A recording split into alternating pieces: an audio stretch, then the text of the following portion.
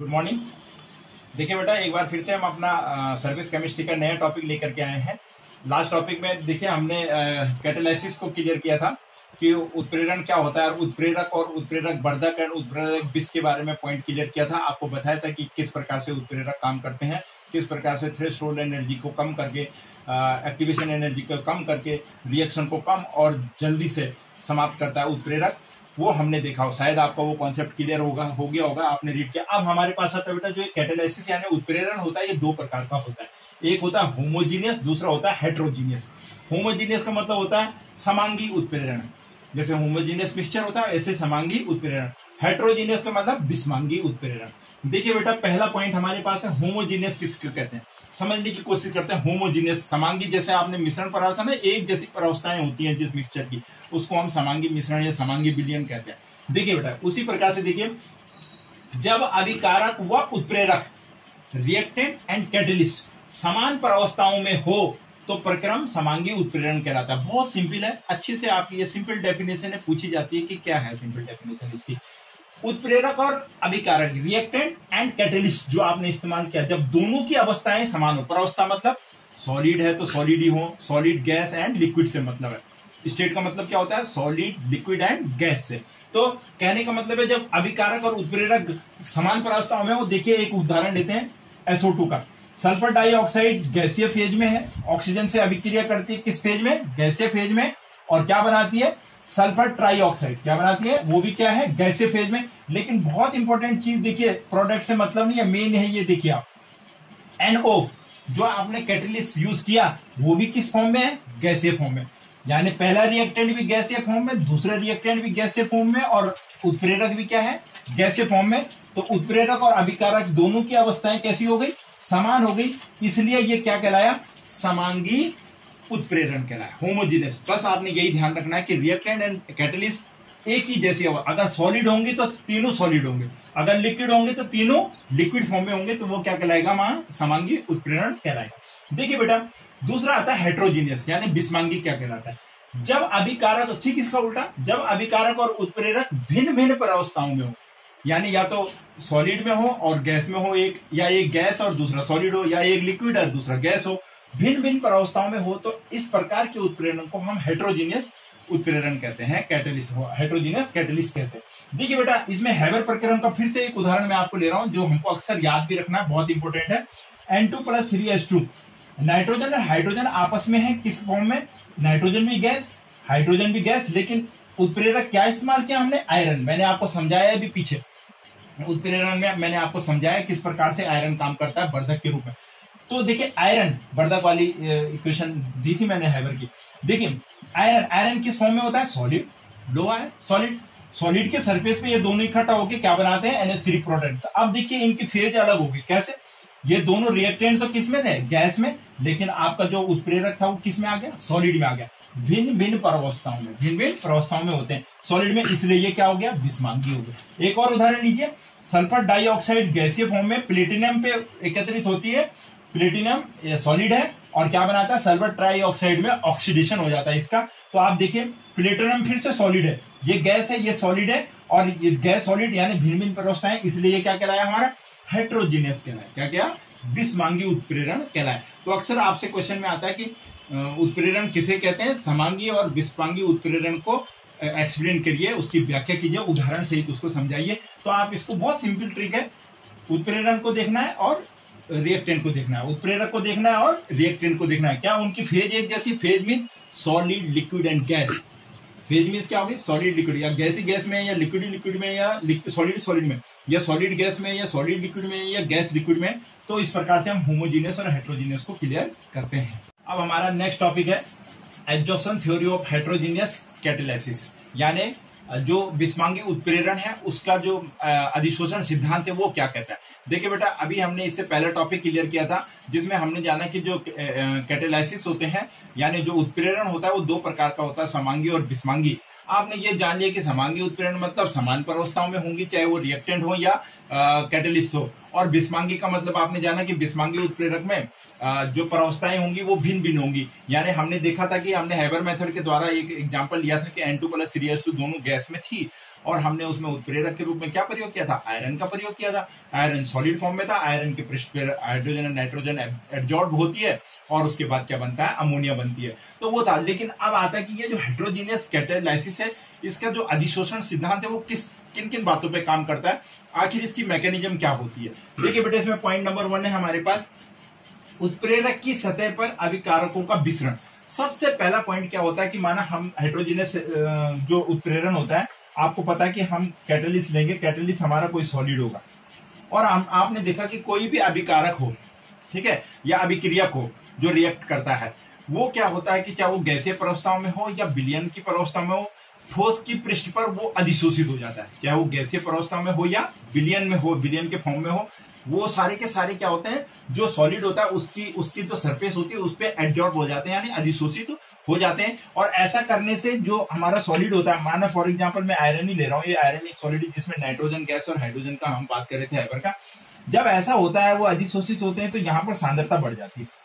क्या होती है, उनकी सांद्रता बढ़ती है, और सांद्रता बढ़ने के साथ में क्या हो गया, उनके रेट ऑफ रिएक्शन भी क्या होता है, बढ़ जाता है। रेट ऑफ रिएक्शन आपने देखा है, उत्प्रेरक काम ही क्या करता है, रेट ऑफ रिएक्शन को बढ़ा देता है। और साथ ही साथ हमको पता है कि जो अधिशोषण एडजॉर्प्शन हम पढ़ चुके हैं, वो एक एक्सोथर्मिक रिएक्शन होती है, तो उससे ऊर्जा निकलती है, वही ऊर्जा फिर से रेट ऑफ रिएक्शन को बढ़ाने की क्या आती है, काम आती है। हमने वो पढ़ लिया है पहले ही। और देखिए बेटा, अब इसका जो पहला पॉइंट है उस पर चलते हैं। उत्प्रेरक की सतह पर अभिकारकों का विसरण होता है, यानी कोई हमारे पास ठोस क्या है, कैटलिस्ट है, और इसकी सतह पर यहाँ कहीं गैस के मॉलिक्यूल होंगे, तो ये मॉलिक्यूल मूव करेंगे, डिफ्यूज करेंगे किस साइड को, सरफेस की तरफ। क्योंकि सरफेस का मैंने आपको समझा रखा है कि क्यों उत्प्रेरक काम करता है, क्योंकि अनबैलेंस फोर्स होता है, यहाँ पर अनस्टेबल होती है कंडीशन, इसलिए वो अपनी ओर आकर्षित करता है। तो इस प्रकार से ये ज्यादा मात्रा में कहाँ आने की कोशिश करेंगे, ये किसी भी ठोस के सरफेस पे आने की कोशिश करेंगे। पॉइंट नंबर 2 क्या होता है कि उत्प्रेरक की सतह पर अधिशोषण। अब जब ये मॉलिक्यूल यहां से अधिक मात्रा में इसकी ओर अट्रैक्ट होंगे, तो कहां पे ये उत्प्रेरक उनको क्या कर लेगा, अपनी सतह पर अवशोषित कर लेगा, अपनी सतह पर क्या करेगा, अधिशोषित कर लेगा, एब्जॉर्प्शन हो जाएगा, अपनी ओर खींच लेता है।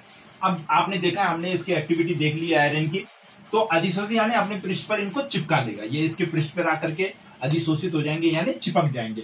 तीसरा पॉइंट देखिए क्या होता है इस थ्योरी का, कि उत्प्रेरक की सतह पर उचित ऊर्जा द्वारा मध्यवर्ती, ये बहुत इंपॉर्टेंट पॉइंट है, उचित ऊर्जा द्वारा इंटरमीडिएट। अब होता क्या है, कल हम एक मैकेनिज्म कर रहे थे, तो मैंने आपको बताया था इस ऊर्जा के रूप में कि बेटा मध्यवर्ती प्रोडक्ट कैसे बनता है। हमने देखा किसी भी रासायनिक अभिक्रिया को पूर्ण करने के लिए एक ऑब्स्टिकल होता है, बैरियर, जिसे हम थ्रेशोल्ड एनर्जी कहते हैं, और इस थ्रेशोल्ड एनर्जी को पार करके ही कोई चीज किसमें बदलती है, प्रोडक्ट में बदलती है।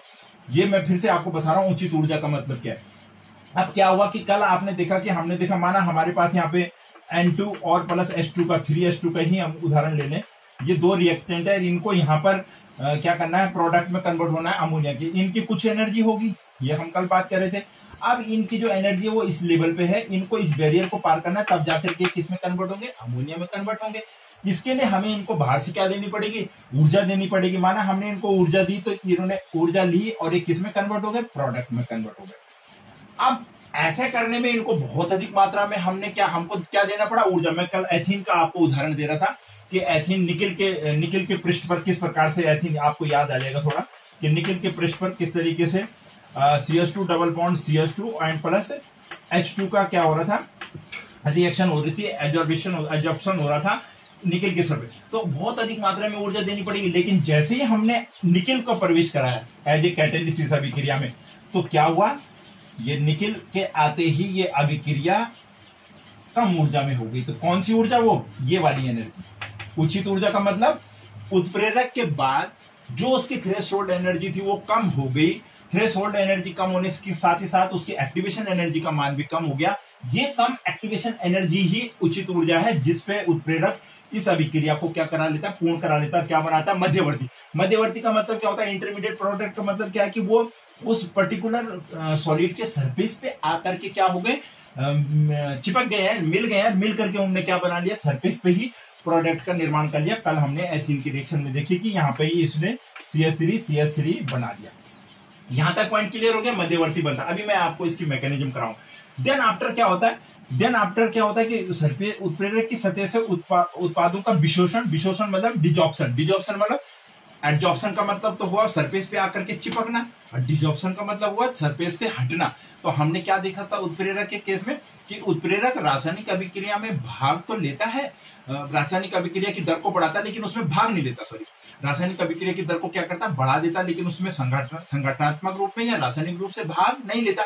इसका मतलब जैसे ही प्रोडक्ट बनता है तो अब प्रोडक्ट बनते ही प्रोडक्ट उस सरफेस से क्या हो जाता है, अलग हो जाता है। कल मैं आपको बता रहा था कि निकिल की सरफेस पे ही आपका क्या बन गया, यहाँ पे निकिल की सरफेस थी और निकिल की सरफेस पे यहाँ पे CH3 प्रोडक्ट बन गया। क्या बन गया हमारा प्रोडक्ट। और उसके बाद निकिल ने क्या किया, उत्प्रेरक के क्या क्वालिटी होती है कि उत्प्रेरक अपनी सतह से उस प्रोडक्ट को अलग कर देता है और सतह फिर से नए प्रोडक्ट बनने के लिए क्या हो जाती है, तैयार हो जाती है। यहाँ पे क्या देखा था हमने कि बाद में लास्ट में निकिल अकेला रह गया, निकिल रह गया और प्लस प्रोडक्ट के रूप में क्या बाहर निकल गया हमारा C, यानी उसकी सतह फिर से क्या हो गई, खाली हो गई नई रिएक्शन करने के लिए। तो यही उत्पादों का विशोषण मतलब एडजॉर्प्शन का उल्टा डिजॉर्प्शन।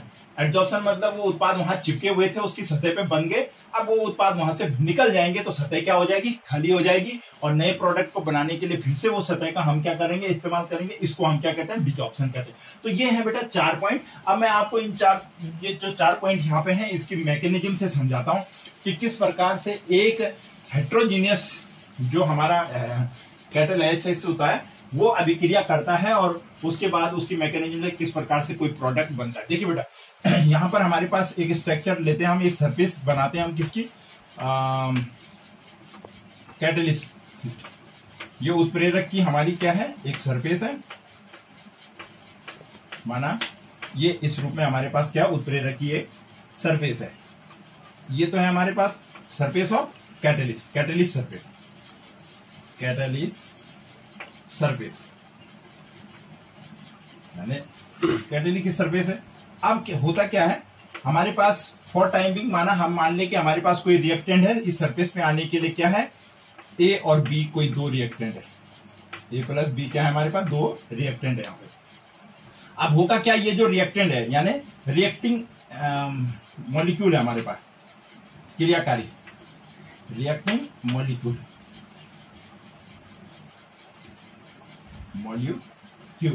रिएक्टिंग मॉलिक्यूल है, ये क्रियाकारी पदार्थ है। अब होगा क्या, डिफ्यूजन हुआ यानी ये आए किसकी तरफ, सरफेस की तरफ। जैसे जैसे सरफेस की तरफ बढ़े, सरफेस ने इसका क्या कर लिया, अधिशोषण कर लिया। क्या कर लिया, अधिशोषण। दूसरा पॉइंट एडजॉर्प्शन हो जाएगा, एडजॉर्प्शन, अधिशोषण होगा, सरफेस पे आएंगे, चिपक जाएंगे सरफेस पे आकर के। तो कैसे चिपकेंगे, देखिए बेटा,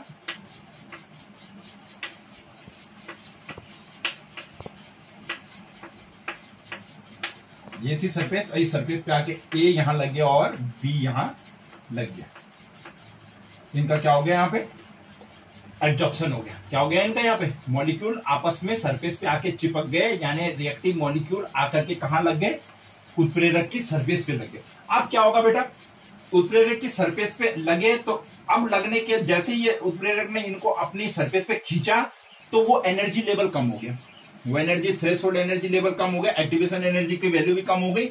अब उचित ऊर्जा के मान से ये अब किसमें कन्वर्ट हो जाएंगे, यानी इनके बॉन्ड हार्ड थे, ये सख्त बॉन्ड, इनके स्ट्रॉन्ग बॉन्डों को अब जैसे ये सतह पे चिपके तो ये वीक हो गए। बॉन्ड कैसे हो गए इनके, वीक हो गए। वीक हो गए तो उसके लिए क्या हुआ, उत्प्रेरक ने क्या दिया इनको, एक ऐसी ऊर्जा दी जो उनकी थ्रेशोल्ड एनर्जी से कम थी और एक्टिवेशन एनर्जी भी इनकी कम थी। उचित ऊर्जा का प्रयोग करके ये किसमें कन्वर्ट हो गए, इंटरमीडिएट प्रोडक्ट में कन्वर्ट हो गए। देखिए कैसे, यहाँ पे at a perfect value of the energy जिसे कहते हैं, एक उचित ऊर्जा की क्या ली इनने, एक उचित ऊर्जा लेकर किसमें कन्वर्ट हो गए, मध्यवर्ती में। तो एट ए